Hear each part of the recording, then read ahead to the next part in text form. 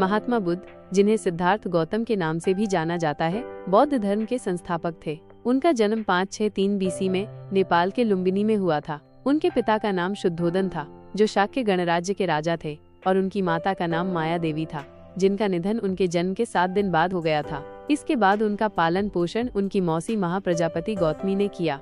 प्रारंभिक जीवन और विवाह। सिद्धार्थ गौतम का बचपन राजसी वैभव और सुख सुविधाओं से परिपूर्ण था।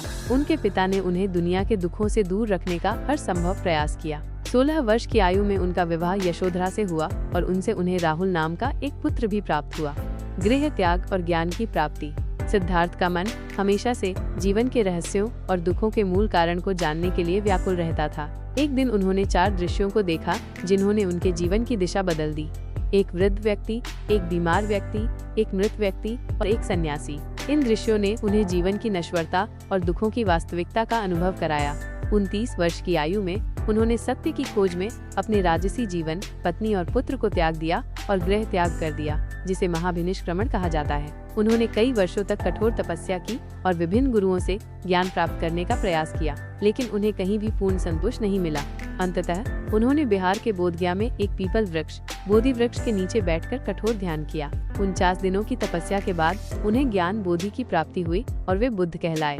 धर्म चक्र प्रवर्तन और महापरिनिर्वाण। ज्ञान प्राप्ति के बाद महात्मा बुद्ध ने अपने ज्ञान को दूसरों के साथ साझा करने का निर्णय लिया। उन्होंने अपना पहला उपदेश सारनाथ में दिया, जिसे धर्म चक्र प्रवर्तन कहा जाता है। इसके बाद उन्होंने 45 वर्षों तक पूरे भारत में घूम-घूमकर अपने उपदेशों का प्रचार किया। उन्होंने अहिंसा, करुणा, मध्यम मार्ग और 4 आर्य सत्य, दुख का कारण, दुख का निवारण, दुख निवारण का मार्ग जैसे सिद्धांतों का प्रचार किया। 80 वर्ष की आयु में 483 बीसी में उत्तर प्रदेश के कुशीनगर में उनका महापरिनिर्वाण देहावसान हो गया। महात्मा बुद्ध के उपदेशों ने लाखों लोगों को प्रभावित किया और बौद्ध धर्म दुनिया के प्रमुख धर्मों में से एक बन गया। उनके सिद्धांत आज भी प्रासंगिक हैं और शांति, सद्भाव और आंतरिक सुख की राह दिखाते हैं।